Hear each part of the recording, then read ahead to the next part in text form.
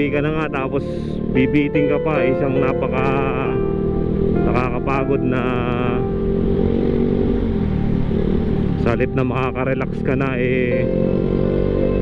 talagang pahirap pa rin yung pag-commute dito sa atin, sa bansa natin. Hindi kagaya pag nasa ibang bansa ka, pagka nagtatrabaho ka, talagang may mga pa-service pa sila na binibigay at alagang-alaga yung mga tao. Hindi kagaya sa Pilipinas, talagang